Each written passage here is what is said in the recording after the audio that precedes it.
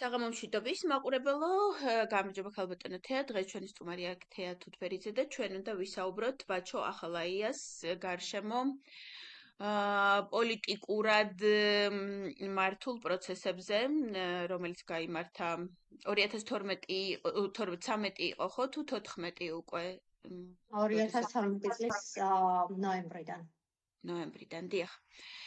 მე მიუხედავად იმისა, რომ საქმის დეტალები არ ვიცი, დარწმუნებული ვარ, რომ ამ საქმის 99.9% იქნებოდა ტყუილი და რაღაცა 0.0 რაღაცა იქნებოდა ნახევრად სიმართლე. ამიტომ ქალბატონი თეა ხა მოგვიტყვება ზუსტად რა შიდებდნენ ბრალს, რას აბრალებდნენ, ასე ვთქვათ, იმიტომ რომ ბრალი არ იყო ნამდვილი. და მე ნელ-ნელა გაგვიჩნდება უფრო დეტალებზე კითხვები და მე დავუსვამ ქალბატონ თეას. მოგესალმებით, მივესალმებით მაყურებელს. მე მგონი კითხვა ცოტა სხვა ფორმით რო დავსვათ, შესაძლოა იყოს უფრო საინტერესო მაყურებლისთვის და რატომ? იმიტომ რომ ბუნებრივია ეს იყო პოლიტიკურად მართული პროცესები და მე არ მგონია ხო რომ თითოეული ამ საქმის 14 ბრალი ქონდა ბაჩო ახალაიას წაყენებული, მე არ ვთვლი რომ ეხა თითოეული 14 ეს რაღაცა პოლიტიკურად შეთითხმელი ბრალდება, ჩვენ უნდა განვიხილოთ დეტალურად აქ და ეს იყო შეიძლება საინტერესო მაყურებლისთვის. მე მგონი ყველაზე საინტერესო არის ის, რატომ ხდებოდა ეს ყველაფერი, რატომ აღმოჩნდა ბაჩო ახალაია დარტყმის ქვეშ პოლიტიკურად და რას აკეთებდა ქართული ოცნება და აკეთებს დღემდე, რაც ასე ვთქვათ, მოსვლის დღიდან ისინი არიან უკვე მე რამდენი წელია. 13 წავიდა. ანუ რეალურად ბაჩო ახალაია იყო ერთ-ერთი სააკაშვილის ხელისუფლებაში, ვინც უკომპრომისოდ უპირისპირდებოდა რუსული სპეცსამსახურების მუშაობას საქართველოში. ვინც უკომპრომისოდ და თავდადებით მუშაობდა ჩვენი ქვეყნის შეიარაღებული ძალების გაძლიერებისთვის და რუსული ინტერესების წინააღმდეგ. შესაბამისად, ის აღმოჩნდა ერთ-ერთი სწორედ ტარგეტი, ასე ვთქვათ, რუსული სპეცსამსახურების, რომელმაც დაიწყო მიზანმიმართული კამპანია ბაჩო ახალაიას წინააღმდეგ. უამრავი ჭორები, რომელიც არსებობდა იმ პერიოდში, რომელიც არ შეიძლებოდა ნორმალ ადამიანს სერიოზულად აღექვა და ეპასუხა ამ ყველაფერზე. მაგალითად,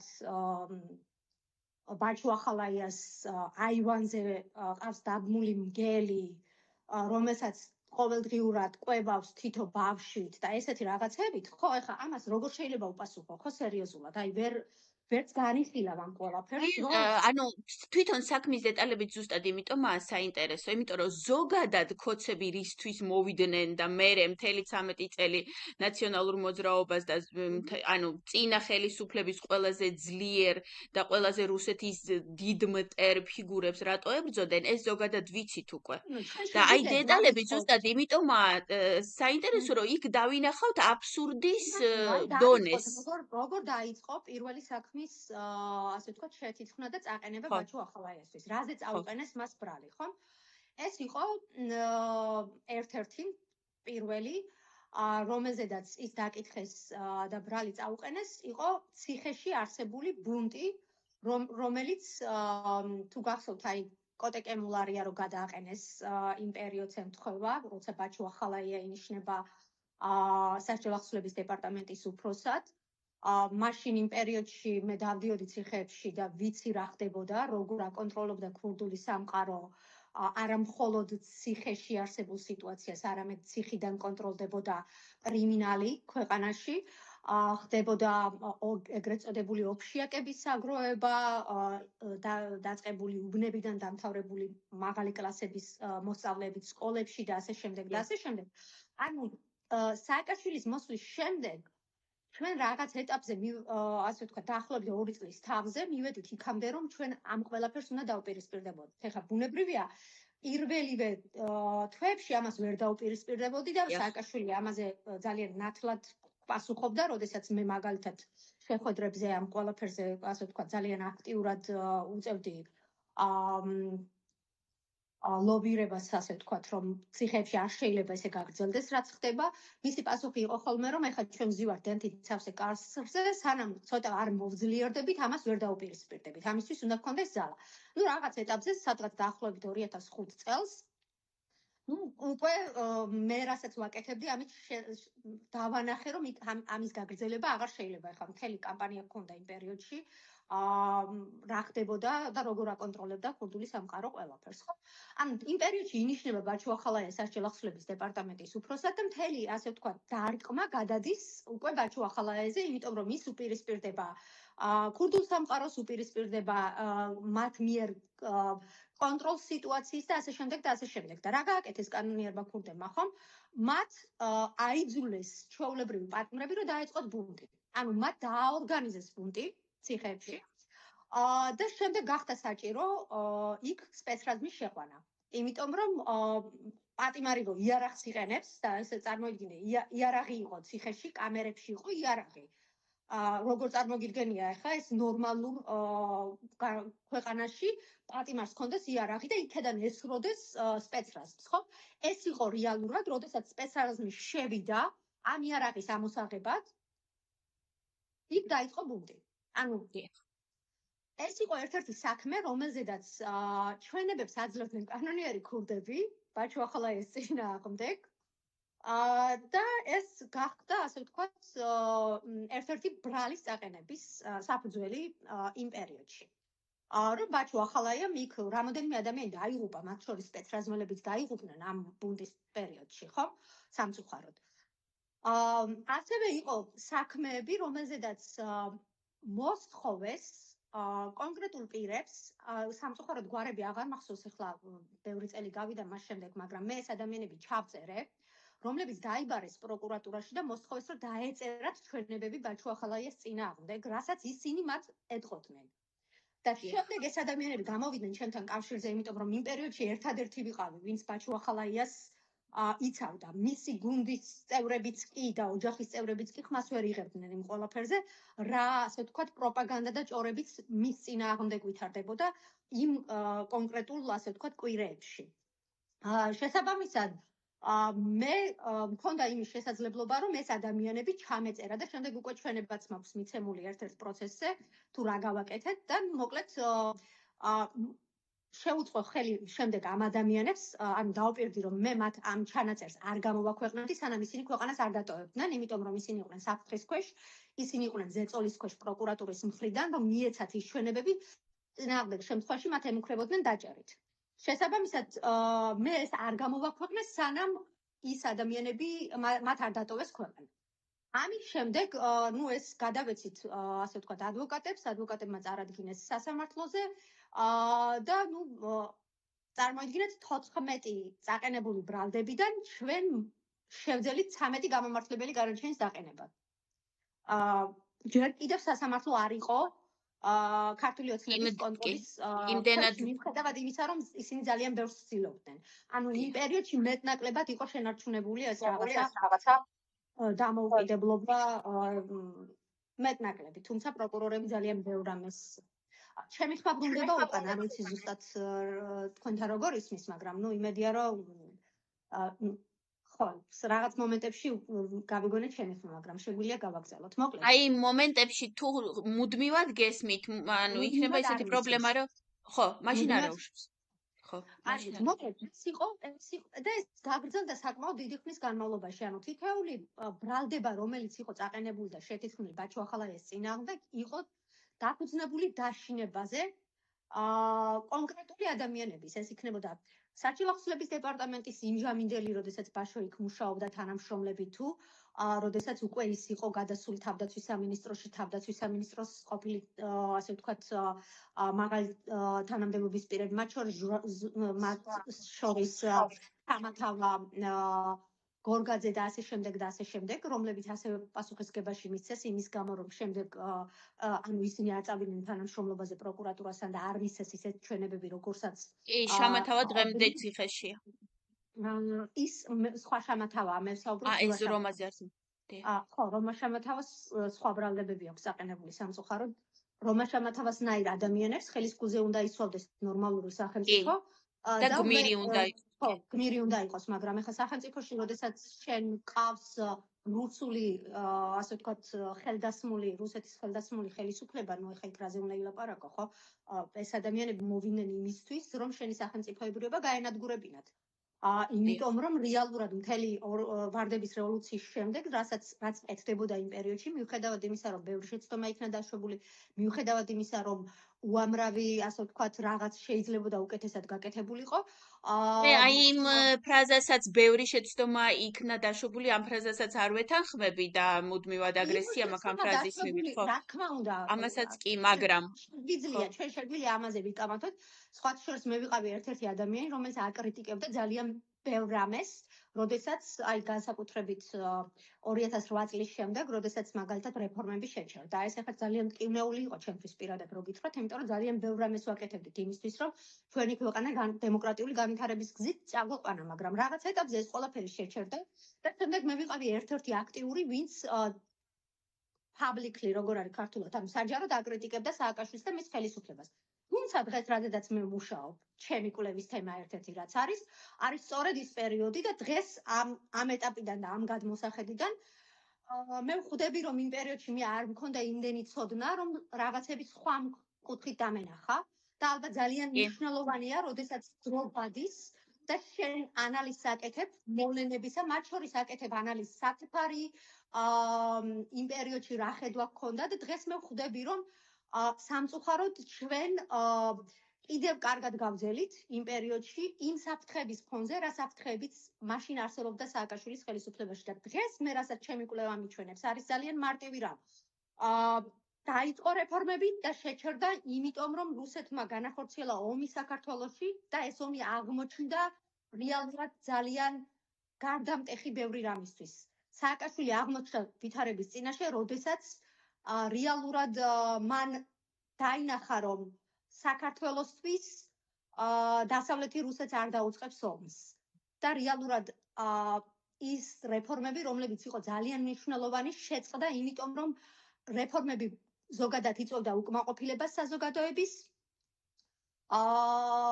მათ შორის ციხეებში რეფორმა წარმოიდგინეთ, ვინ აპროტესტებდა იმ პერიოდში. ხო, აპროტესტებდნენ კანონიერი ქურდების ოჯახის წევრები, ნათესავები, ასე შემდეგ და ასე შემდეგ. ხო, ეს ძალიან დიდი მასა იყო. ეს არ იყო ერთი და ორი ადამიანი, ხო? შენ რაღაცას იგივე მასწავლებლები აიღე, ხო? ვინ აპროტესტებდა? პედაგოგები აპროტესტებდნენ, მშობლები აპროტესტებდნენ, იმიტომ რომ ინსულას აპროტესტებდნენ, იმიტომ რომ ეს ანუ გასაპროტესტებელი კი არ იყო, ეს იყო ჩვეული კი. დიდი სეგმენტი, რომელიც რაღაცას იყო პრივილეგიებით თავის დროზე მომჯდარი და ამ პრივილეგიებს რო დაკარგავდა, მერე იმის იმედი არ ქონდა, რომ თავიდან შეძლებდა იგივე სტატუსის მიღებას, რაც პრივილეგიებით მიიღო და ამიტომ იყო პრივილეგიები, რომლებიც ქონდა კრიმინალებს, მათ ეს დაკარგეს. შემდეგ ქართულმა ოცნებამ ისინი გამოუშვა გარეთ და დღეს რა მდგომარეობა გვაქვს, ხედავთ, ხო? როცა კრიმინალმა რა უნდა გააკეთოს, ხო, წიგნს დაგიწერს, კვლევას ჩაგიტარებს. სტუდენტებს ასწავლის თუ აი რას უნდა მოელოდოს. ხო და ამიტომ ყველა მაშინდელი პროტესტი ჩემთვის იყო თითქმის მიუღებელი. მე არ მახსოვს არც ერთი პროტესტი, რომლის მიმართ მე მაშინ გამჩენოდა თანაგრძნობა, რომ კი, აი ეს კარგი პროტესტია. ყველა პროტესტი ჩემთვის იყო ან გაუაზრებელი, ან რაღაცა იმიტომ აპროტესტებს ადამიანი რაღაცას, რომ ბოლომდე სურათს არ ხედავს, ან არ ესმის, ან რაღაცა. ასეთი პროტესტები იყო ჩემი აზრით ყველა, ან პირდაპირ რუსეთით მართული, ან თუ რუსეთით არ იმართებოდა, უბრალოდ გაუგებრობის პროტესტი. უმრავლესობა იყო რუსეთიდან მართული.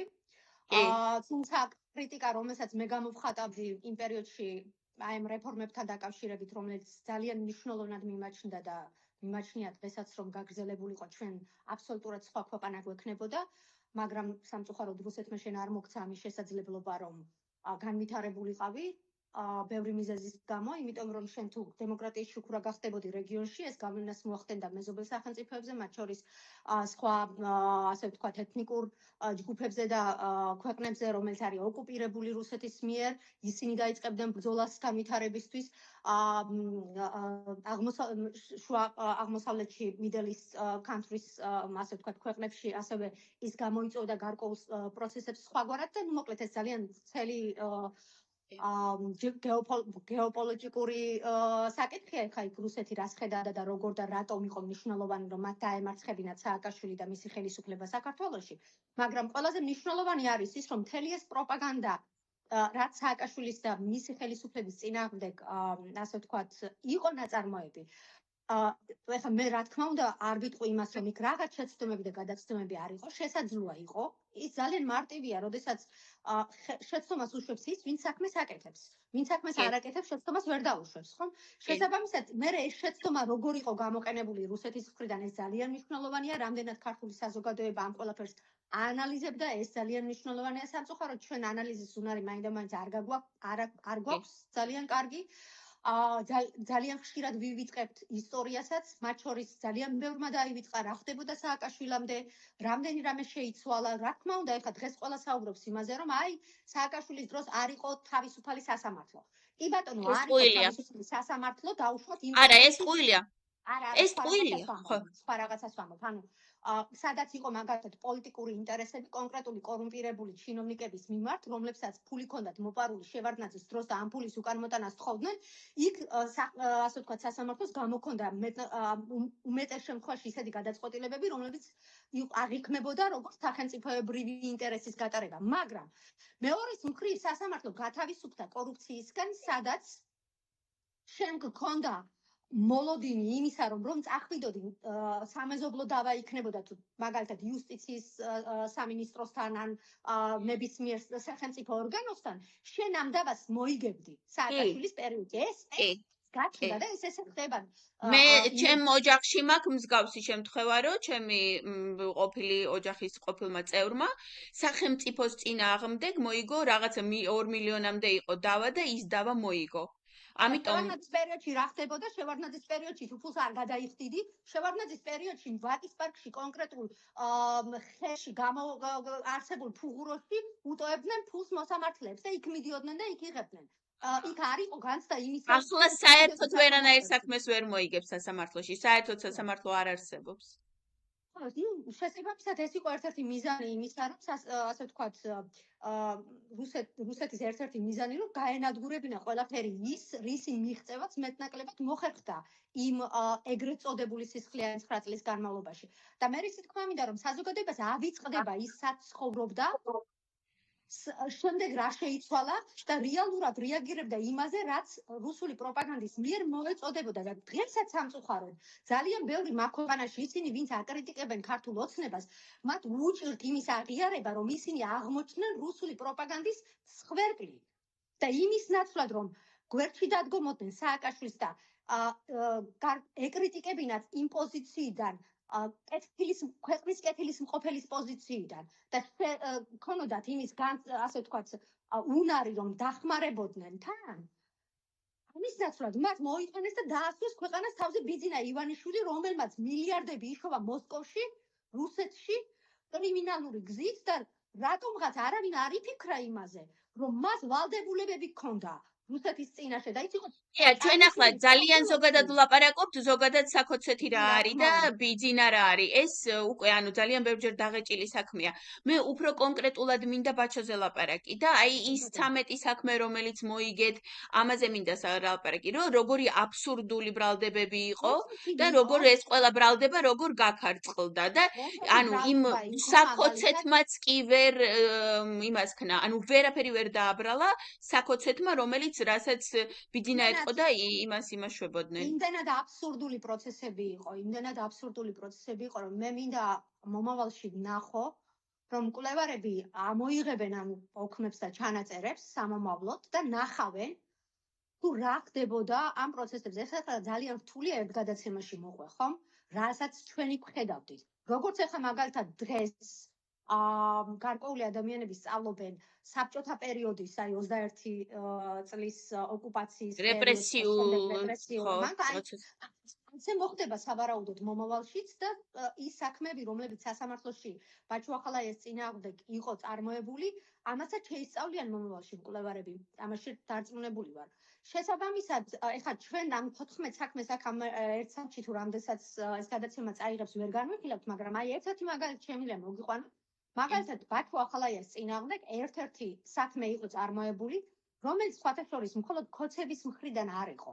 ეს იყო შიგნიდანაც თავად სააკაშვილის გუნდშიდაც არსებული ერთ-ერთი ფრის მიერ, რომელიც ასე ვთქვათ, აწარმოებდა, ეს მე უფრო მგონია, რომ იყო გუნდში დაპირისპირების მიზეზი, შეიძლება ასევე რომელიც გამოყენებული იქნა რუსული სპეცსამსახურების მხრიდან, იმიტომ რომ ძალიან რთულია ეხა დავაბრალო ადამიანს რუსული სპეცსამსახურების აგენტობა, როდესაც არ აქვს ხელში კონკრეტული დოკუმენტები, თუმცა სამწუხაროდ მტერმა ძალიან ბევრი რამე გამოიყენა ჩვენ წინააღმდეგ, ჩვენი სახელმწიფოებრიობის წინააღმდეგ, ის სისუსტეები, რომელიც ძალიან ბევრ ადამიანს დღემდე გააჩნია.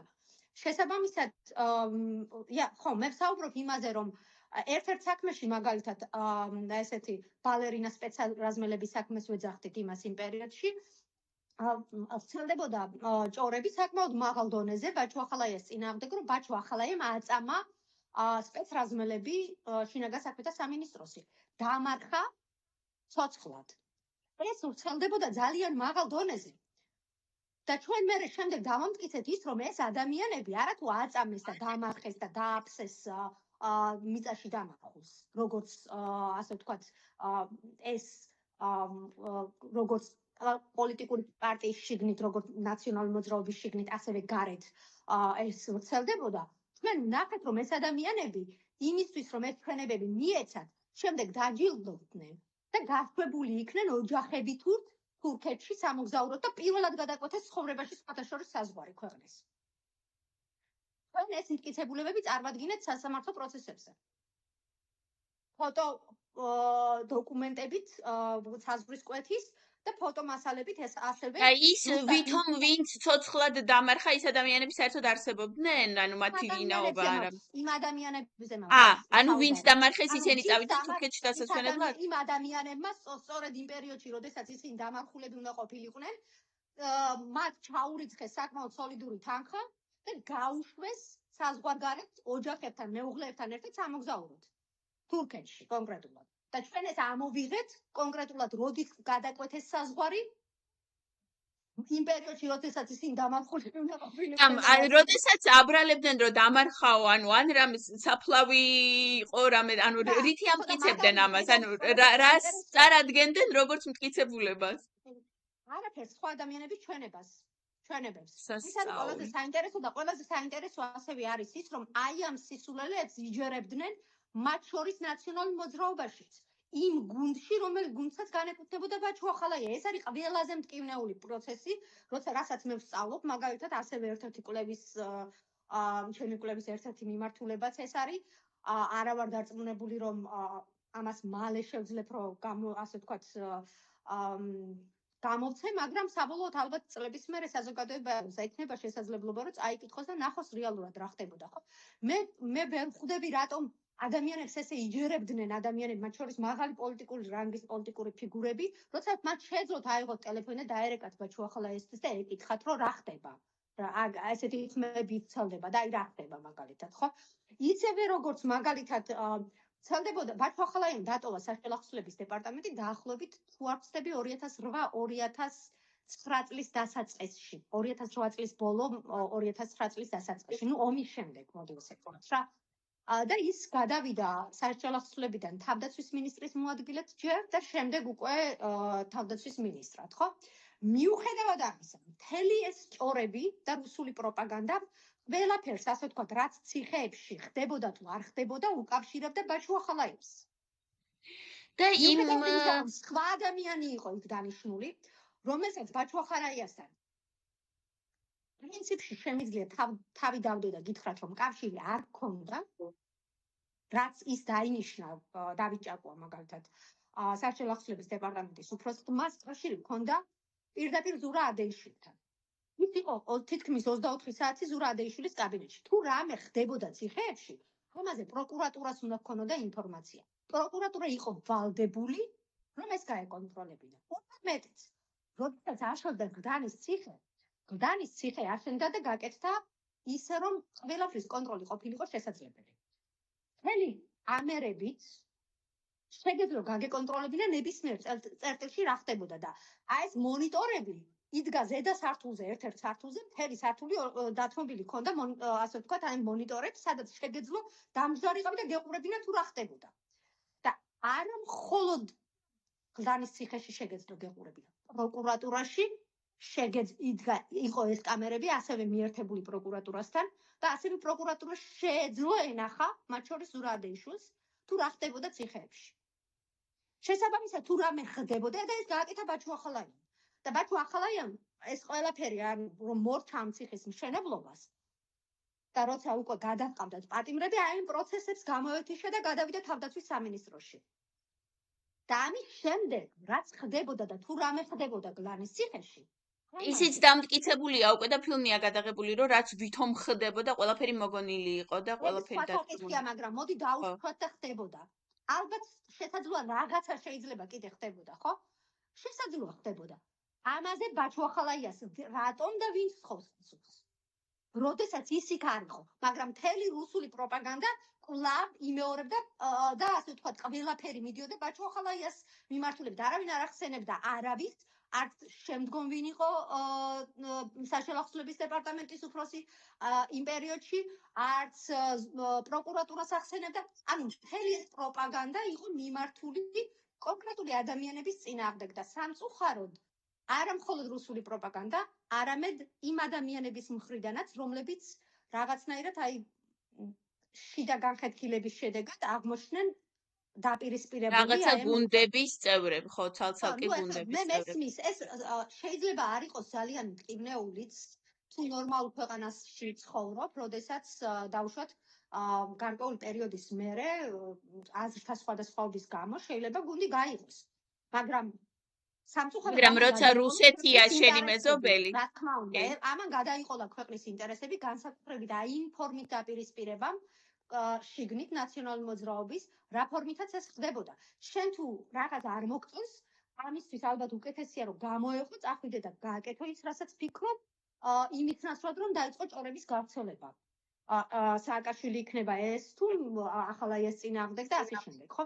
ახალაია იყო ერთ-ერთი მინისტრი, not ერთ-ერთი, შემიძლია ვთქვათ, რომ ერთადერთი მინისტრი, რომელიც იმ პერიოდში ვერ კონტროლდებოდა მერაბიშვილის მხრიდან.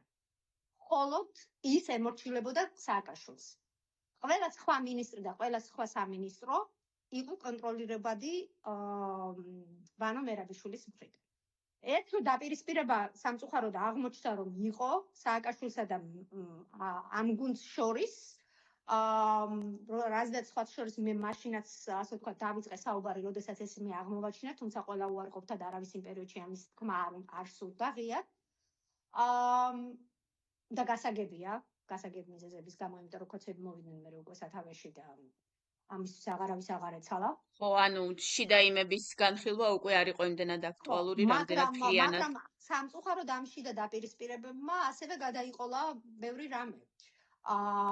და ახლა მე არ ვიცი რა შეიძლებოდა გაგვეკეთებინა სხვანაირად, ან როგორ ეს ძალიან რთულია ახლა ამაზე ლაპარაკი, მაგრამ მე ვფიქრობ, რომ მაინც არასწორი იყო აი ეს შიდა დაპირისპირებები, აი მთელი რაღაცა პროპაგანდისტული მანქანის ამუშავება შენი გუნდის ერთ-ერთი მინისტრის წინააღმდეგ, პრეზიდენტი იქნებოდა ეს თუ whatever, ხო? ვინც არ უნდა ყოფილიყო, შენ თუ რაღაცას თუ გინდა ძალაუფლების ხელში აღება გინდა, ხო? რაც შეიძლება არ იყოს მაინდა-მაინც ცუდი, რატომაც არა, ხო? თუ თვლი რომ შენ უკეთესი ხარ ვიღაცაზე, კი ბეტონო, მაგრამ ეს არ უნდა იყოს ამ შიდა დაპირისპირების კულუარული მაქინა რაღაცაების შეთანხმების, ხო? ამ შემთხვევაში შეშეგილი ეს გააკეთო ცივილიზებული ფორმით.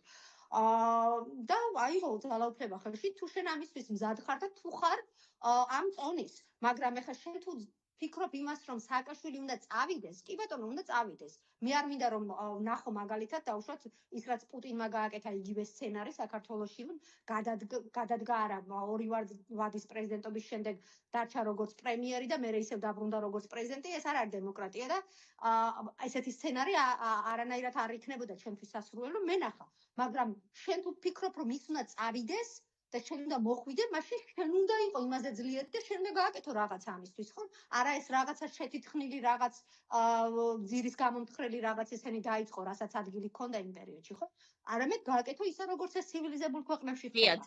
კი, ღია დაპირისპირებაში. და კიდევ ერთი მომენტი, რადგან მინდა რომ ხაზი გავსვა, არის ის, რომ როდესაც ჩვენ საუბრობ იმაზე, რომ სააკაშვილი უნდა ჩამოშორებოდა პოლიტიკას, თუნდაც აი ხელისუფლებიდან როცა ხელისუფლება შეიცვალა, ამის შემდეგაც ძალიან ბევრი პრეტენზიებია მის მიმართ, რომ აი ნაციონალური მოძრაობა გადაიყოლა იმით, რომ არ ჩამოშორდა. სააკაშვილი შეიძლება მოთხოვა ჩამოშორდეს ხელისუფლებას, იმიტომ რომ უკვე ორი ვადა ქონდა ამოწურული და ასე შემდეგ და ნუ შეიძლება შენ ქონოდა პრეტენზია, რომ ეხლა შენ უნდა მოხვიდე, მაგრამ როდესაც უკვე პრეზიდენტი აღარ არის და შენ გაქვს ეს ამბიცია, რომ იმ პარტიასაც უნდა ჩამოშორდეს. ეს ცოტა არასერიოზულად ჩანს, იმიტომ რომ არც ერთი ადამიანის შექმნილია მისი ეს პარტია, ეს მისი პარტია. დავანებოთ, ეხლა არც ერთ ყოფილ პრეზიდენტს, პრემიერს და ასე შემდეგ არავინ არ ეუბნება, რომ შენ პოლიტიკას საერთოდ უნდა ჩამოშორდე, ხო? იმიტომ რომ მე შენ ვერ გჯობნი და იმისთვის რომ მე მომეცე შენი ჯობნობის საშუალება, შენ უნდა დაიმალო. ეს ლოგიკური არ არის და სამწუხაროდ აი ესეთი დამოკიდებულებებით ვერც ეს ადამიანები ვერ აღწევენ ვერაფერს, სამწუხაროდ მიუხედავად იმისა, რომ ხშირად ვთვლი, რომ ღირებულებითი თვალსაზრისით მეტი ბმა მაქვს მათთან, ვიდრე დავუშვათ სხვა პოლიტიკურ ჯგუფებთან, არის რაღაცები, რასაც არ ვეთანხმები და არ ვთვლი, რომ სწორია. იმიტომ რომ შენ თუ თვლი, რომ ვიღაცა უნდა ჩამოშორდეს პოლიტიკას, ახლა კი, ხელისუფლებას ჩამოშორდეს, მაგრამ რატომ უნდა ჩამოშორდეს პოლიტიკას? თუ მას უნდა რომ იყოს პოლიტიკაში, შენ თუ თვლი, რომ შენ უნდა იყო იმაზე ძლიერი და შენ უნდა გაუწიო კონკურენცია, ხო? მე რატომ უნდა პოლიტიკას ვინმე შორდება თუ არ შორდება, ეს იზომება მისი ელექტორატით. თუ არსებობს ბევრი ადამიანი, ვისაც უნდა რომ ხმა მისცეს, ეს ადამიანებმა ეს ჩვენი გადასაწყვეტია ამომრჩევლის. არც ერთმა პოლიტიკოსს არ აქვს უფლება, რომ მეორე პოლიტიკოს უთხრას წადიო. ანუ იმას თავისი, ანუ ამას აწონის დემოკრატიაში ასე ხდება. აწონის სასწორი. ჩვენ ცოტა ავწვით ბაჩუ ახალაიას თემას, მაგრამ პრობლემა მდგომარეობს იმაში, რომ ბაჩუ ახალაია იყო ერთ-ერთი დასაყრდენი მინისტრი, ასე ვთქვათ, სააკაშვილის. ნუ ახლა ისე ჩანს, რომ სააკაშვილსაც გაუჩნდა შიშები, მერე უკვე და დაინახა, რომ ეს გუნდში დაპირისპირება არსებობდა და ცუდისკენ მიდის. ხო, მანურისკენ მიდის და მან ჩათვალა, რომ მას ღალატობენ და ასე შემდეგ და ასე შემდეგ. ნუ შეიძლება არ ღალატობდნენ, შეიძლება ეს სხვანაირად იქნას გაგებული, ალბათ წლები გვიჩვენებს. ნუ ახლა იმ ადამიანებს გაუჩნდათ ამბიცია და შეიძლება არც არაფერი არ იყო ამაში ცუდი, რომ მათ ჰქონდათ ამბიცია, მაგრამ ჩემი აზრით ფორმებს აქვს მნიშვნელობა, ფორმას აქვს მნიშვნელობა, როგორ აკეთებ ამას. ეს არის ერთადერთი პრეტენზია, რაზედაც რაც მე შეიძლება მქონდეს, როგორც ამომრჩეველს დაუშვათ, ხო? ანუ ამში და დაპირისპირებებმა ძალიან ბევრი რაღაც არასწორი მიმართულებით წაიყვანა, რაც მე ასევე გამოყენებული იქნა ქართული ოცნების მიერ, რაც ასევე გამოყენებული იქნა რუსულ სპეცსამსახურების მიერ. ხო, ისეც ქვეყანაში ნებისმიერ პოსტსაბჭოთა ქვეყანაში და ნებისმიერ მით უმეტეს თუ ქვეყანა რუსეთის მიერ ნაწილობრივ ოკუპირებულია, ნებისმიერ ადამიანს, რომელსაც აქვს პოლიტიკური ამბიცია, ყოველთვის უნდა ახსოვდეს, რომ ამ საკუთარ პოლიტიკურ ამბიციას ისე უნდა მართავდეს, რომ ვერ გამოიყენოს ის მტერმა. შენსას ისე უნდა მიაღწიო, რომ მტერმა ვერ გამოგიყენოს.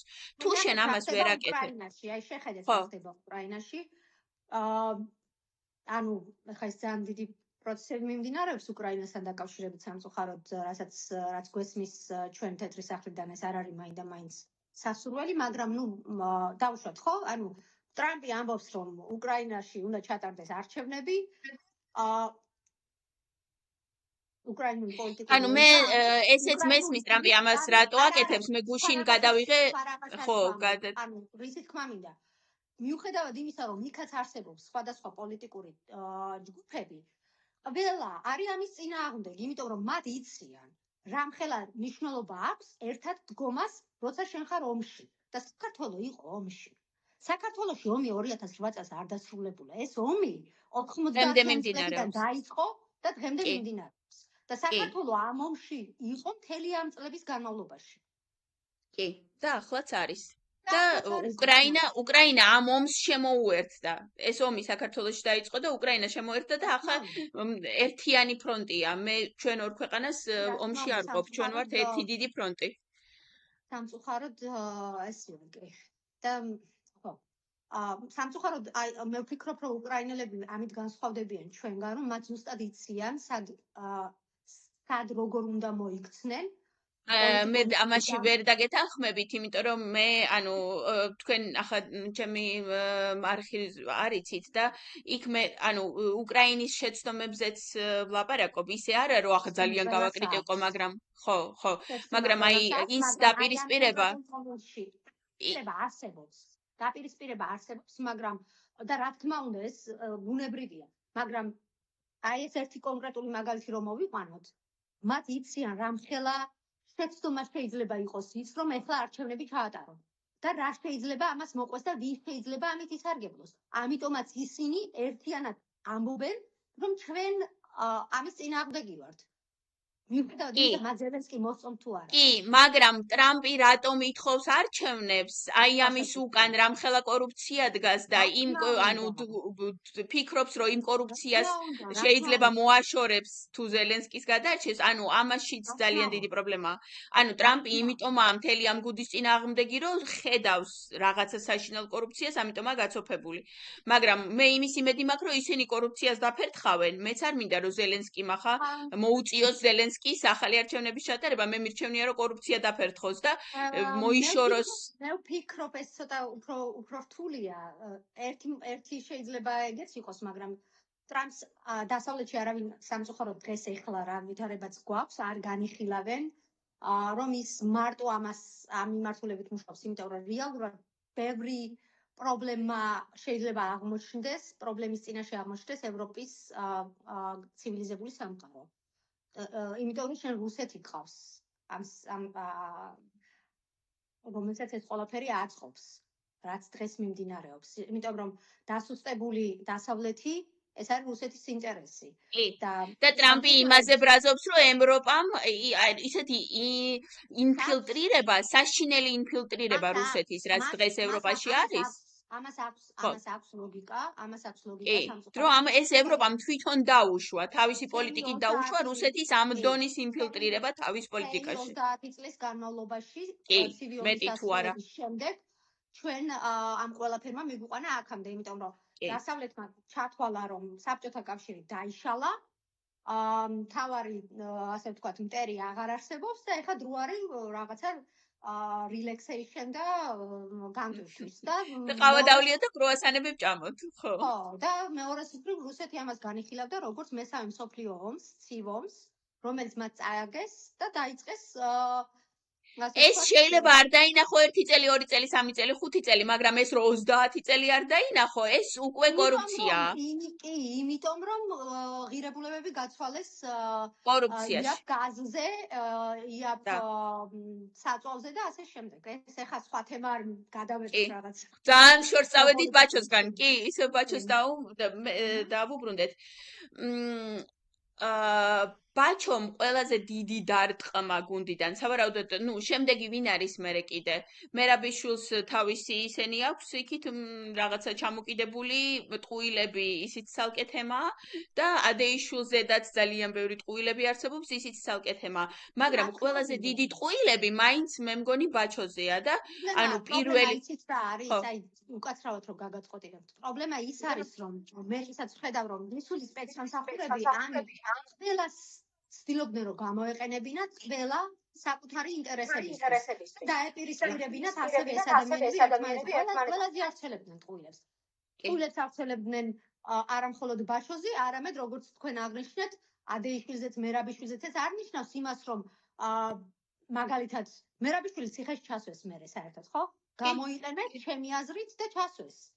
იმიტომ რომ ეს თუ გადახედავთ როგორ მუშაობდა კგბ, ეს იგივე მუშაობის სტილია, როცა ჭირდებოდათ იყენებდნენ, მის ჭირდებოდათ, შემდეგ ერთმანეთს აპირისპირებდნენ ისე რომ რაღაცა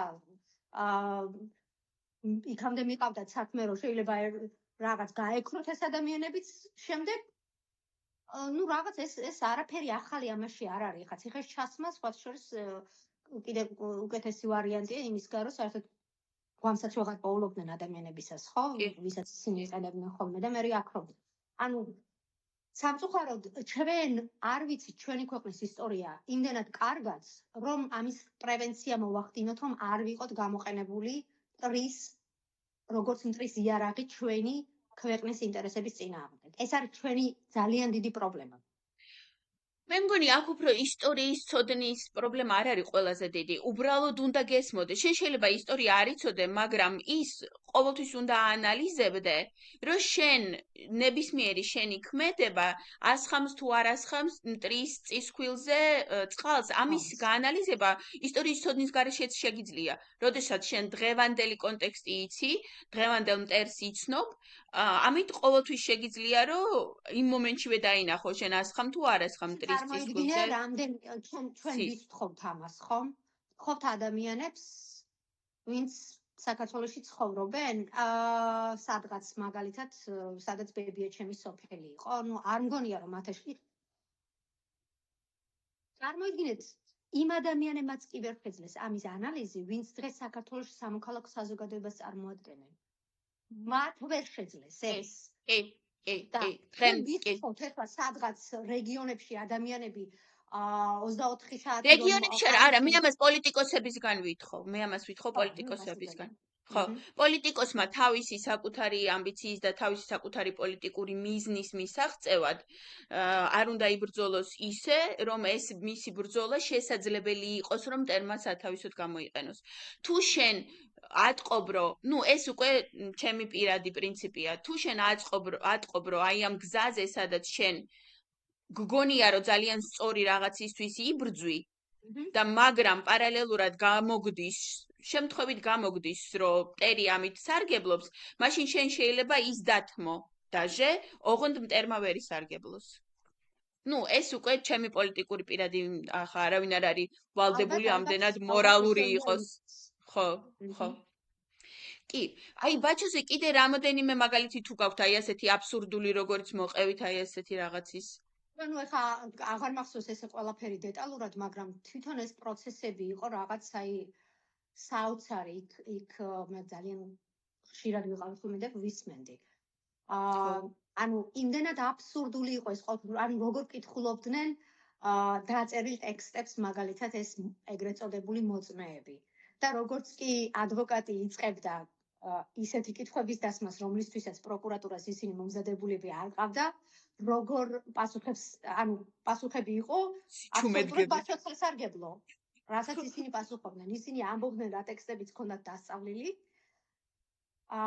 მაგრამ პრობლემა იწყებოდა მას შემდეგ, როდესაც ადვოკატები დაკითხვის რეჟიმზე გადადიოდნენ და კითხვებს უსვამდნენ. აბსოლუტურად ნათელი ხდებოდა. შემდეგ უკვე იქ რასთან ჰქონდა საქმე და სწორედ ამის შედეგი იყო ის 13 გამამართლებელი განაჩენი, მაგრამ თავარი რითიც მე უკვე რეალურად ბაჩო ჩასვეს ციხეში იყო იმ კანონიერი ქურდების მიცემული ჩვენებები, რომლებიც ნუ რევანშის რეჟიმზე იყვნენ, ეხლა რა თქმა უნდა, მათ დაკარგეს ძალიან ბევრი რამ, მათ დაკარგეს შემოსავალი, მათ დაკარგეს პრივილეგიები, მათ დაკარგეს ცხოვრების სტილი, ცხოვრების წესი, საკუთარი ფილოსოფია, ხო? ხო, და ნუ შენ იყავი მისი მტერი. ეხლა ამას ეგზისტენციალური მტერი და ნუ რა თქმა უნდა, ეხლა ისინი ჩვენებების მიცემაზე წავიდოდნენ კი არა, ნუ რას არ გააკეთებდნენ, ხო? შესაბამისად ეს იყო თავარი, რითაც მე ქართულმა ოცნებამ 10 წელი გაატყვევა და ყავდა გამოკეტილი ციხეში. მერაბიშვილმა სანამ ციხეში იჯდა, იჩივლა სტრასბურგში და მოიგო იქ საქმე და სტრასბურგმა ცნო ის პოლიტიკურ ტყვედ. მაგრამ ნუ ამან არ უშველა ქოცება, მაინც არ გამოუშვეს. დაავალა მერე ვითომ ევროპამ ცოცნებას რომ გამოუშვითო და ნუ ამათმა არ შეასრულეს. ბაჩოს არ უცდია მსგავსი რაღაცა არ წასულა ევროპულ სასამართლოში. მე როგორც მახსოვს იყო საუბარი მისი ადვოკატების მხრიდან, ოჯახის წევრებთანაც და ახლობლებთან და ასევე ბაჩოსთან და ბაჩომ თქვა რომ მე არ მსურს რომ წავიდე ჩემი სახელმწიფოს წინააღმდეგ წავიღოს არჩევანი. მიუხედავად იმისა თუ ვინ არიან დღეს ხელისუფლების სათავეში, ანუ მისი პრინციპული პოზიცია იყო, აქ ხო ბიზნა ივანიშვილი ან თეა წულუკიანი ხო არ იყო იქ წარმოადგენდა სახელმწიფო ერთ მხარეს. რაც თვითონ შექმნა რაც თვითონ შექმნა მანამდე. მეორე იმის მხარეს წინააღმდეგ არ უნდა და ჩილი. წინააღმდეგ არ უნდა და წასულიყო და მან თქვა რომ მე არ მინდა წავიდე ჩემი სახელმწიფოს წინააღმდეგ. მე ვიცი ვინ იყენებს ამ ყველაფერს.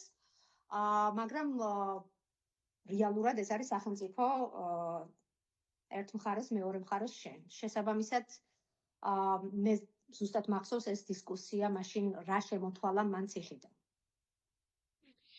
მე იმედი მაქვს რომ როდის მე გავიცნობ ბაჩოს პირადად და თუ მოუნდება პირადად ამ იმებზე მოვლენებზე საუბარი მასაც ვესაუბრები და ჩავწერ თუ დადგება ასეთი მომენტი შეიძლება არც დადგეს არასდროს მაგრამ აი თქვენ ახლა რა კვლევასაც ატარებთ ამას მე ეს სადმე დაიბეჭდება და რა სახით გამოვა ეს კვლევა რო დასრულდება უკვე ჩემი კვლევა არის ძალიან ვრცელი. მე დავიწყე საქართველოს და უკრაინის შესწავლა დემოკრატიული პროცესების, მაგრამ და ჩავწერე დაახლოებით ძალიან ბევრი ადამიანი, რაც კვლევისთვის ძალიან ბევრია, თუ არა შეიძლება ისე არ არის ძალიან ბევრი. საქართველოში და უკრაინაში პოლიტიკური ელიტები, ანუ პოლიტიკოსები ისინი არა ვინც უბრალოდ აჭარბდნენ ღილაკზე პარლამენტში, ანუ რეალურად ვინც მონაწილეობდნენ პოლიტიკურ პროცესებში, დემოკრატიულ პროცესებში. ამ ორ ქვეყანაში მათ შორის აკადემიური წრის წარმომადგენლები, მათ შორის NGO-ები, მათ შორის როგორც გითხარით ყოფილი პრეზიდენტი მაგალითად საქართველოსთან და ასე შემდეგ და ასე შემდეგ მარგველაშვილი სააკაშვილთან არ მქონია შესაძლებლობა რომ ჩამეწერა ინტერვიუ, მაგრამ მე დავინახე რომ მე თუ მინდოდა რომ სრული სურათი მქონოდა, უნდა გამეკეთებინა შედარებითი ანალიზი ბალტიის ქვეყნებთან, იმიტომ რომ ეს სხვა კონტექსტში წავიდა, ანუ ყველა კითხვას რომელსაც მე ვსვავდი ამ რეფორმებთან დაკავშირებით, პასუხი იყო ხოლმე რომ კი, ეს იყო პრობლემა, მაგრამ რეალურად ეს არ გაკეთდა, იმიტომ რომ ჩვენ ეს საფრთხე გვქონდა რუსეთიდან და ამის გამო რეალურად შეწყდა ბევრი რამ. და ძალიან კარგად ცნიან ეს ადამიანები და შემდეგ მოყავთ უკვე მაგალითი, აი რა მოხდა მაგალითად ბალტიის ქვეყნებში, რომლებსაც ჰქონდათ უსაფრთხოების ქოლგა 2004 წლიდან. რა ხდებოდა, რა იყო მათთან სხვაგვარად? მოკლედ, ანუ ამ წუთში მე ამ ეტაპზე გაცილებით უფრო მნიშვნელოვანია იმ რაღაც პატარ-პატარა რეფორმებზე საუბარს შევეშვა და გადავიდე უფრო გლობალურ კონტექსტში და ვაჩვენო რა იყო პრობლემა. თუმცა მე მაქვს ძალიან ბევრი მასალა შიდა პრობლემებთან დაკავშირებით, რა ხდებოდა საქართველოში, რომელსაც ალბათ როცა მოვრჩებით ჩემ დისერტაციას აქ, შემდეგ უკვე დავჯდები და დავწერ საქართველოს ცალკე. და ბაჩო ახლა ეს არის მათ შორის 8 საათიანი ინტერვიუ მაქვს ჩაწერილი ორჯერ, ანუ 4 საათი ერთი, 4 საათი მეორე. რაც გამოვიდა იმის მერე? რაც გამოვიდა იმის შემდეგ. ჩემი კვლევის ფარგლებში, რაც როცა გამოვიდა. ქართულად არის თუ ინგლისურად არის ეს ინტერვიუ? ქართულად არის.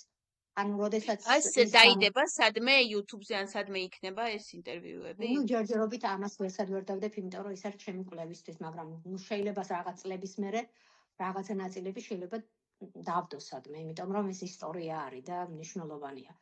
ანუ მე ახლა ეს უცხო არავისთვის არ არის, ჩვენ ერთად მოვდიოდით სტუდენტობიდან მოყოლებული, ერთად ვიბრძოდით ბევრი რამისთვის, მაგრამ რაღაც ეტაპზე მე როცა ის უკვე მინისტრი იყო, ეს კონტაქტი ხშირი რა თქმა უნდა არ იყო, სულ ორჯერ მყავს ნანახი იმ პერიოდში, როდესაც თავდაცვის მინისტრი იყო.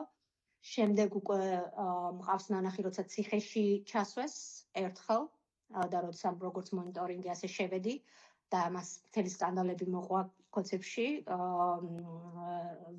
როგორ დამცესნება რო შესულიყავი იქ, ან პრეტენზიები იყო სახალხო დამცველის აპარატის მიმართ, იმიტომ რომ მე ამ სტატუსით შევედი, მაშინ ნანუაშვილი იყო სახალხო დამცველი. მოკლედ, ხო, ბევრი რო არ გავაგრძელო, როდესაც 10 წლის შემდეგ ის გამოვიდა ციხიდან. მე უკვე აქ ცხოვრობდი და აქ ვიყავი, შესაბამისად მეორე დღეს ჩვენ ვისაუბრეთ ტელეფონით, ძალიან ხანმოკლე საუბარი იყო აკაკი მინაშვილის მობილურის მეშვეობით, ის მასთან ერთად იყო. და შემდეგ უკვე ანუ მე ამის შემდეგ კონტრაქტი იყო, როცა მე ვთხოვე, რომ დამთანხმებოდა ინტერვიუს მიცემაზე ჩემი კვლევისთვის. მას არ სურს საჯაროდ საუბარი ბევრ რამეზე. იმიტომ რომ ისევ და ისევ ეს გადმოცემით ვიცი რომ ის განიხილავს ამას რომ ეს გამოყენებული იქნება ჩვენი სახელმწიფოს ინტერესების წინააღმდეგ და მას არ უნდა ამ შიდა დაპირისპირებებზე და ასე შემდეგ საუბარი ეხლა, თუმცა თulis რომ სამომავლოდ ალბათ ბევრ კითხვას უნდა გაეცეს პასუხი, მათ შორის შიდა ასე ვთქვათ განხილვის საგანი უნდა გახდეს ბევრი რამ, იმიტომ რომ როგორ შეიძლებოდა დაეჯერებინათ მთელი ის ტყუილები, რაც მის წინააღმდეგ იყო ფანტასტიკური, პროვოცირებული. ხო, კი. ანუ იმ ადამიანებს, ვინც ბაჩოს იცნობდნენ. რატომ არ აიღეს ტელეფონი და არ დაურეკეს მას, როდესაც ერთი მინისტრი ეუბნებოდა პირადი ინტერესები. ხო, ну მოკლედ ეს დიდი თემაა, თუმცა მას სამომავლოდ ამის სურვილი ნამდვილად აქვს, რომ შეკრიბოს ეს ადამიანები და დასხდნენ ერთად და დაილაპარაკონ და თქვან, რომ რატომ მოხდა ეს? რატომ იყო ეს რატომ გაწირეს ის ამ სიტუაციაში, ხო? დღევანდელ სიტუაციაზე რას ამბობს? რამეს ფიქრობს? საერთოდ გამოსავალი როგორ უნდა იპოვოს საქართველოს? მე მქოცებს რომ ვერ ვიშორებთ ამდენი წელი და ამაზე თუ ფიქრობს და ანუ რამე ამაზე ვისაუბრეთ და საკმაოდ სკეპტიკული განწყობა იყო იმ მხრივ, რომ საზოგადოება დღესაც ვერ აანალიზებს რეალურად რა მოხდა იმ 9 წლის განმავლობაში და დღესაც ვერ ხვდება რამდენად იქნა ის გამოყენებული ამ საზოგადოება რუსეთის ინტერესებისთვის. იმიტომ რომ ამაზე საჯარო დისკუსია არ არსებობს. ტელევიზიები, რომელსაც კრიტიკულ ტელევიზიებს ეძახიან, აბსოლუტურად ქოცურია, ჩემი აზრით და მე ვერაცერთს ვერ ვუყურებ საერთოდ. რაღაცა მთავარი იმედის გაგრძელება, ну, ეს ჩემი აზრია, ჩემი ძალიან ისეთი შეიძლება მკაცრი შეფასება იყოს. ის რომ წარმოიდგინეთ, ახლა ბაჩო ახალაი იყო 26 წლის, როდესაც მან საკმაოდ დიდი პასუხისმგებლობა აიღო და დაუპირისპირდა ქურდულ სამყაროს. თქვენ წარმოიდგინეთ, ძალიან წარმატებულად დაუპირისპირდა და ძალიან წარმატებულად შეასრულა თავისი აბსოლუტურად ისტორიული მისია. და მე რა განვითარება მოყვა ამ ყველაფერს, ხო? როგორ დაასრულა? 10 წელი დაასრულა ციხეში ამისთვის. და თქვენ წარმოიდგინეთ, ხვალ რო რამე შეიცვალოს, ვინ შეიძლება მოვიდეს და იგივე გააკეთოს? ვის გაუჩნდება სურვილი ამ ყველაფრის შემდეგ რო გააკეთოს იგივე? როდესაც მათ ეს გამოცდილება აქვს წინ, აი ნორმალ ადამიანს ახლა როგორ შეიძლება გაგიშდეს სურვილი, რომ დაუპირისპირდე ამხელა რაღაცას, როდესაც შენ გაქვს აგერ კონკრეტული მაგალითი ადამიანმა, რომელმაც გადადო თავისი ცხოვრება და შეწირა ამას, საკუთარი ოჯახის წევრებიც ვერ ნახულობდნენ იმ პერიოდში 24 საათის განმავლობაში მუშაობდა საკუთარ კაბინეტში და დადიოდა ციხიდან ციხეში, იმიტომ რომ ნდობა ძალიან ფული იყო, ახლა წარმოიდგინე ერთ მხარეს არის უზარმაზარი ფული და კრიმინალი, რომელიც და მეორე მხარეს ხარ შენ. და რა შეიძლებოდა ამ კრიმინალებს იქ გაეკეთებინათ, ვინ შეიძლებოდა მოესყიდათ ციხის შიგნით და ასე შემდეგ, უამრავი, ასე ვთქვათ, vulnerable people არის იქ, ხო? მუშაობს ვიღაცა დაცვაში, ვიღაცა კარისკაცია, იმას მიეცი რამოდენიმე 1000 და ყველაფერზე წავა, ხო? ანუ თვითონ დადიოდა, თვითონ საკუთარი მე აღმოაჩინა გათხრილი გვირაბი ქუთაისის ციხეში. გასაქცევად რო ემზადებოდნენ. ანუ თავად დადიოდა შემოწმებებზე. აი ესე დააჯდებოდა ღამე მანქანას, ჩასვავდა ამ თავის დაცვას მანქანაში და მიდიოდა და ხანსად იყო და ხანსად დაადგებოდა ამ ციხეების ადმინისტრაციას თავზე, რომ კონტროლის ქვეშ ყოლოდა სიტუაცია. საკუთარი ოჯახის წევრები ვერ ნახულობდნენ მას. ახლა მე ვიტყვი. ნახეთ, თუ ну ჩვენ მივახწევთ ალბათ, როდესაც ხო მივახწევთ იმას, რომ ქოცებს მოვიშორებთ, აი პუტინის სიკვდილის მერე მაინც ხო მოვიშორებ, ანუ ეს მომენტი აუცილებლად როდესღაც დადგება.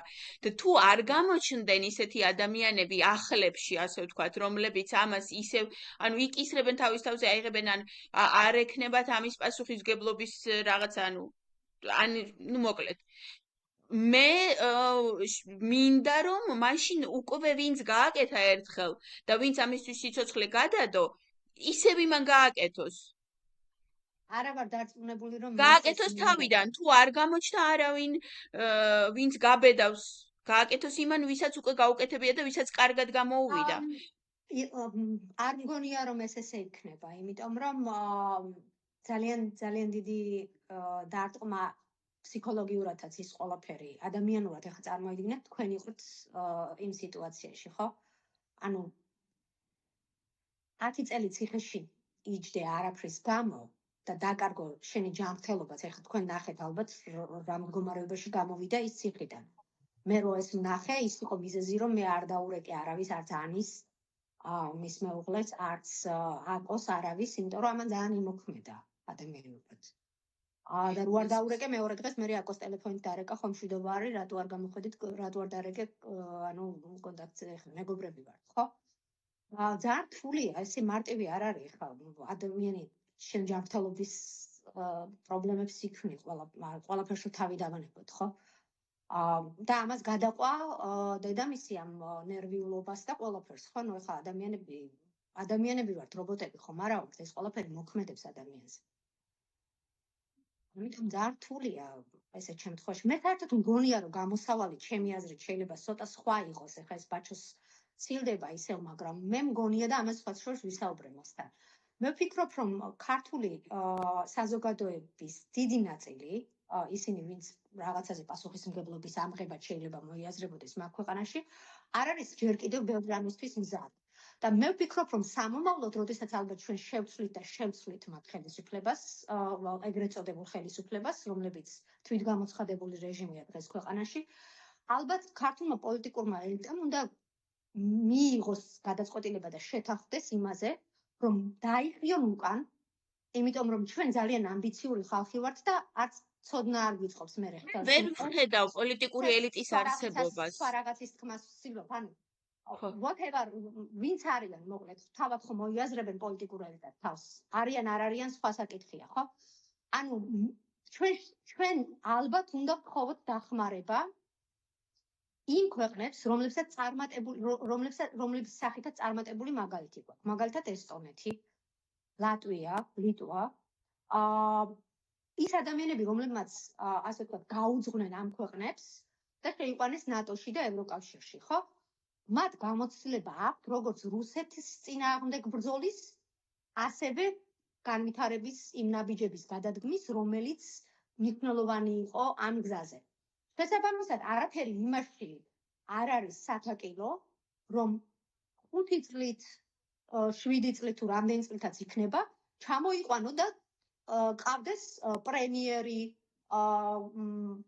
არ ვიცი, მთავარი პროკურორი, იუსტიციის მინისტრი მოიწვია ვიღაც, ხო? ეს ეხლა წარმოიდგინეთ პოროშენკომ რა გააკეთა, ხო? რაღაცა საქართველოში ეს გამოცდილება, რა თქმა უნდა, ბევრი რაღაც სხვანაირად შეიძლება გაკეთებულიყო და ასე შემდეგ, მაგრამ როდესაც სააკაშვილი მოვიდა ხელისუფლებაში, ძალიან ბევრს მის გულში გამოცდილება არ ქონდა მართვის. თუმცა ეს გამოცდილება დაგროვდა. მიუხედავად ამისა, ბევრად უფრო წარმატებულად გააკეთა, ვიდრე ის ქვეყნები, რომელიც თქვენ მე რომ მგონია, რომ ჩვენი მათ ვჯობნიდით. შესაძლოა, მაგრამ ეს ქართველებმა მაინც ვერ დაინახეს, ხო? მოდი ამას შევშვათ ახლა ცოტა ხანი და ანუ ვის თქვა მინდა პოროშენკომ ის ადამიანები მიიწვია შემდეგ უკრაინაში, იმიტომ რომ ეს გამოცდილება მათ ჰქონდათ. მაგრამ სამწუხაროდ ჩვენ ვერ აღმოვჩდით საბოლოო წარმატებულები. იმიტომ რომ, დავინახეთ რა მდგომარეობა, ვიცით რა მდგომარეობა გვაქვს დღეს საქართველოში, ხო? ვინასხედან ქვეყანას თავზე. ლიტვა, ლატვია და ესტონეთი ნატოში და ევროკავშირში არიან. ანუ მე ისიც თქმა მინდა, იგივე სასამართლო ავიღოთ, ხო? მენტალურად არ ვიცი, რამდენად მზად ვარ ჩვენ იმისთვის, რომ ყავდეს დამოუკიდებელი მოსამართლეები, რომლებიც არ მოექცევიან, ანუ პოლიტიკურ პროცესებზე გულისხმობ, პოლიტიკურ გადაწყვეტილებებს, როცა ეხება საქმე, არ მოექცევიან რაღაცა გავლენების ქვეშ. მე რომ ინტერვიუებს ვწერ ძალიან ბევრთან და მე სხვა შორის თავად სააკაშვილის აზრიც ვიცი ამ საკითხთან დაკავშირებით, მიუხედავად იმისა, რომ არ ჩამიწერია ის პირადად, ანუ ის მიიჩნევს, რომ შეცდომა იყო კონტროლი თუნდაც იმ მნიშვნელოვან პოლიტიკურ რაღაცა საქმეებზე და უნდა მიგეშვა სასამართლო. მიუხედავად იმისა, რომ შეიძლება და რაღაცები არ წასულიყო ისე, როგორც იყო საჭირო, ჯობდა რომ ყოლოდა მიშვებული, ვიდრე გაგეკონტროლებინა, იმიტომ რომ როცა მონა ყავს დაუშვათ პირობითად თქვათ, ხო? ის დღეს შენი მონაა და ხვალ სხვისი მონა გახდება და დავინახეთ, რომ ქოცებმა გადმოიბარეს მერე ძალიან ბევრი, ხო? ამიტომ წარმატებული მაგალითად რატომ არის ესტონეთი, ხო? იქ არის დამოუკიდებელი სასამართლო. ეს ძალიან მნიშვნელოვანი მომენტია. შენ უნდა გქონდეს ეს კონტროლი და ბალანსის მექანიზმი ქვეყანაში, მიუხედავად იმისა, რომ შეიძლება რაღაცა იმ მოსამართლემ გაუშვას ვიღაც, ვინც არ არის გასაშვები, მე მირჩევნია, რომ მან ეს გაუშვას, ვიდრე შენ კონტროლს ადეიშვილის პროკურორის დარეკის ექვემდებარებოდეს. ხვდები რას გულისხმობ? ეს ძალიან მნიშვნელოვანი მომენტები ჩვენ ისევ და ისევ რუსეთის შიფის გამო, რომ ისინი გააკონტროლებდნენ, თუ შენ ვერ გააკონტროლებდი, იქნა არასწორად, ასე ვთქვათ, გაკეთებული, რასაც ლოგიკა აქვს, რა თქმა უნდა, იმიტომ რომ საქართველოში არ ვასწავლით ჩვენ იურიდიულ ფაკულტეტებზე როგორი უნდა იყოს დამოუკიდებელი მოსამართლე. ჩვენ ამას არ ვასწავლით, ჩვენ ვასწავლით იურიდიულ კანონებს და რაღაც ეგეთ ნუ რაღაცებს. ეს ხო განათლების ის კიდე ცალკე პრობლემაა ზოგად არ არსებობა, მაგრამ სასამართლოზე ჩემ მეგობარია მაია ნადირაძე, სააკაშვილის პირველი 4 წლის ანუ გუნდის ძალიან ერთ-ერთი ძლიერი, ყველაზე შეიძლება ითქვას იმ მომენტში ძლიერი ლექტორი და ძალიან მეგობარი ასევე. კი, და მაიასთან ინტერვიუც აქვს მიცემული ფორმულაზე, თან ისეთ პირად საუბრებშიც გვისაუბრია ამაზე, რომ როდესაც გააკეთეს პოლიციის რეფორმა, ამერიკამ, რომელიც ამ ჩვენ რეფორმებს თან აფინანსებდა და თან აკონტროლებდა, ჩათვალა, რომ ძალიან რადიკალური იყო, რომ არ შეიძლება ასე უცებ ყველა გაუშვა, ძველი სისტემის ადამიანები ყველა ჩათვალო მოწამლულად გაუშვა და ყველა ახალი დანიშნო. და ამიტომ, როდესაც ჩვენ იგივეს გაკეთება გვინდოდაო სასამართლოზე, ამერიკა იყო ძალიან წინააღმდეგი. აი ძალიან იმ ვენებს იჭრიდნენ და გვეუბნებოდენ, რომ დაგასანქცირებთ, იმას გიზამთ, ამას გიზამთ, არ შეიძლება ასე და ჩვენ ჩაგვაბარეთო ეს თქვენი ცუდი მოსამართლეები, რომლებიც საბჭოურები არიან და ჩვენ მათ ვასწავლითო, როგორ უნდა რომ კარგები ყოფილიყო. მე ასწავლი და ვინ ასწავლიდა? ეკაბესელია უკითხავს დღესაც და უტარებს ტრეინინგებს. ეხა ეკაბესელიამ რა უნდა ასწავლოს? კი, ამიტომ ჩვენ ეს დავუთმეთო ამერიკას ესაკითხიო და არ გავაკეთეთო ეს რეფორმაო. და ამ სწავლებამ არ იმუშავა ეს ერთი და მეორე, ანუ თან როდესაც შენ იცი, აი ის რომ მიეშვა ვინც ახალი დანიშნა სისტემამ, ხო სააკაშვილის სისტემამ ახლები რომ დანიშნა, ისინი იმათ ენდობოდა, რომ ისინი არ არიან კორუმპირებულები და ისინი მიშვებულიყავდა. ვინც ვერ დანიშნა ახალი და ძვენი გადმონაშთი იყო, იმათი კონტროლი რომ უწევდა, იმიტომ რომ არ ენდობოდა, იმიტომ რომ იცოდა, რომ კორუმპირებულები არიან, ამიტომ მათი ასე გაძლიერებული კონტროლის სურვილი რო ქონდა სისტემას, ესეც მესმის. არა, ეხლა მე არ ვამბობ იმას, რომ მიზეზები არ არსებობდა ამის. ხო. მიუხედავად იმისა, რომ ეხლა ადამიანები, რომლებიც ძალიან როგორ თქვა, ლობირებდნენ იმას, რომ ქონოდა ნაფიც საჯულთა სასამართლო და შემდეგ და გიგა იყო ერთ-ერთი მაგალითად, ხო? ნუ გიგაც ამბობს, რომ იყო ძალიან მნიშვნელოვანი, რომ ქონოდა ეს ნაფიც საჯულთა სასამართლო და ამაზე სულ იყო დისკუსია და სულ იყო, ასე ვთქვათ, რაღაცა პირობის მიცემა, რომ აი ეხლა დავიწყებთ, მაგრამ ყველა ეტაპზე რაღაც ასე ვთქვათ პრობლემა ხდებოდით, ხომ? იქ 2007 წელი იყო. ხო, იქ 2007 წელი გახსოვთ ალბათ 7 ნოემბერს რა ხდებოდა 2007 წლის 7 ნოემბერს ბადრი პატარკაციშვილი და ასე შემდეგ რაებს აკეთებდნენ ნატოს სამიტის წინ, სადაც საქართველოს მაპის ასე ვთქვათ მიღების მოლოდინი ჰქონდა. მერე უკვე ასე ვთქვათ, როცა ის მაპის მიღება წარმატებული არ აღმოჩნდა, ეს აღმოჩნდა მწვანე შუქი პუტინისთვის და ომი ასე ვთქვათ აგვისტოში და ამ ომმა საერთოდ ასე ვთქვათ დაანგრია ყველაფერი, იმიტომ რომ ნუ დავინახეთ, რომ ფაქტიურად დაუცველები ვართ. და შენ დემოკრატია ბევრს ვერაფერს ვერ დაგეხმარება, პირიქით ასე ვთქვათ, იარაღაც შეიძლება იქცეს შენი სახელმწიფოს წინააღმდეგ მტრის ხელში. შესაბამისად, ეხლა მე მესმის რაღაცები მე უპირისპირდებოდი და მინდოდა რომ სხვაგვარად ყოფილიყო, მაგრამ ამ გადასახედიდან ხვდები რომ ეს არ იყო ადვილი გასაკეთებელი. იმიტომ რომ რუსეთი ამას ყველაფერს იყენებდა შენ წინააღმდეგ, შენ დაშვებულ შეცდომასაც იყენებდა შენ წინააღმდეგ, შენ დემოკრატიას ასე ვთქვათ ნაბიჯებსაც იყენებდა შენ წინააღმდეგ, შენ ძალიან კარგ მედიის კანონსაც იყენებდა შენ წინააღმდეგ, რომელიც შემდეგ უკვე თვითონ გახსნა უამრავი მედია ასე ვთქვათ და აფინანსებდა სხვადასხვა ტელეარხებს და ასე შემდეგ. თავისი პროპაგანდის გასავრცელებლად, ანუ ყველაფერი იქნა შენ წინააღმდეგ გამოყენებული და ხა ნუ საერთოდ როგორ გაძლოთ ის რაც გავაკეთეთ და სასწაული შედეგები დავდეთ და ფანტასტიკური შედეგები ქონდა იმ ოქროს 9 წელს ესეც აი რაღაცა გენიალური რაღაცა იყო იმ პირობებში რა პირობებშიც საქართველოს არსებობდა და სასწაული შედეგები იყო. ჩვენ შეგვეძლო ყოფილიყავით გაცილებით წარმატებული ქვეყანა, რომ ქონოდა ალბათ მეტი მხარდაჭერა დასავლეთის, რომ ყოფილიყო საქართველოსთვის მაგალითად მე რასაც ეხლა ჩემი კვლევაში ასევე მთავარემად მიმართულებად მიმყავს არის ის რომ საქართველოს რომ მიეღო NATO membership action plan MAPI ეს იქნებოდა სხვა გვარი განვითარება ექნებოდა ძალიან ბევრ ამას. ეს იქნებოდა სტიმული სააკაშვილის ხელისუფლებისთვის, რომ გაეგრძელებინა რეფორმები, ეს იქნებოდა უსაფრთხოების გაზის შეგრძნება, ასევე ეს იქნებოდა პუტინისთვის იმის ჩვენება, რომ საქართველოს წევრი არ არის, მაგრამ სამომავლოდ ის გახდება და შენ აქ არაფერი არ გესაქმება და ომიც არ იქნებოდა და არც ბევრი რამე არ იქნებოდა. ამაში ხელი შეგვიშალა ზუსტად იმან, რაზედაც თავიდან ვლაპარაკობდით, რუსულ კორუფციამ ევროპაში და რუსეთის მიერ კორუმპირებულ პოლიტიკოსებმა. რა თქმა უნდა, რუსეთის სპეცსამსახურების და კრემლის ერთ-ერთი მეთოდი მუშაობის დემოკრატიული ცივილიზებული სამყაროს წინააღმდეგ არის კორუფცია. ის კორუფციას ყველგან, ასე ვთქვათ, უშვებდა სხვადასხვა დოზით საქართველოში, უკრაინაში მათ შორის ძალიან ეს ერთ-ერთი კონტროლის მექანიზმია და მათ შორის დასავლეთში. ასე რომ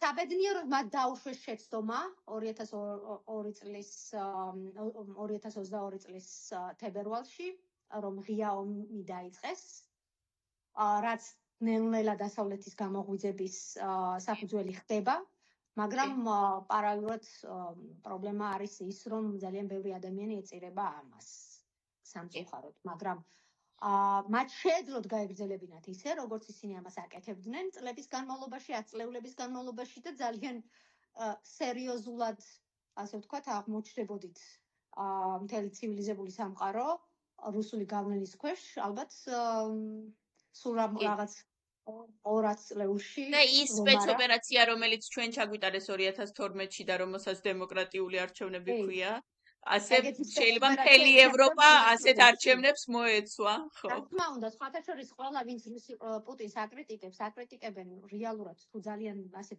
ჩაყვები და ჩაეკითხები, არა იმიტომ და არ მოსწონთ პუტინი, არა იმიტომ რომ ის რაღაცა არადემოკრატიული ლიდერია და დიქტატორია და ასე შემდეგ, არამედ იმიტომ რომ მან შეცდომა დაუშვა და რეალურად პრობლემები აქვს დღეს რუსეთს იმ ამბიციების მიღწევაზე, რაც მათ ჰქონდათ.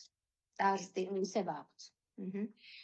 კარგით, დავასრულოთ მაშინ. ძალიან დიდი მადლობა, რომ დამთანხმდით ამ საუბარზე და რომ ჩავიწერეთ ეს ყველაფერი და თუ ამ კვლევას რო დაასრულებთ, მე თუ მოგინდებათ, რომ ასეთივე საუბარი გავაკეთოთ, იმ კვლევაზე ვისაუბროთ და იქ რა გაქვთ გამოკვლეული, ამაზეც შეგვიძლია მომავალში გავაკეთოთ და იმედი მაქვს კი არა, მე მინდა აუცილებლად რომ ბაჩო გაბოჩდეს საჯარო ასპარეზზე და ველოდები ამ დროს როდის მოხდება ეს დრო და ძალიან მივესალმები როდესაც ალბათ კოცები უნდა მოშორდნენ ქვეყანას და მეტნაკლებად ნორმალურ რეჟიმში უნდა გადავიდეს ალბათ პროცესები და მე ალბათ იქნება იმის დროს რომ რაღაც კითხვებს ყველამ უნდა გასცეს პასუხი.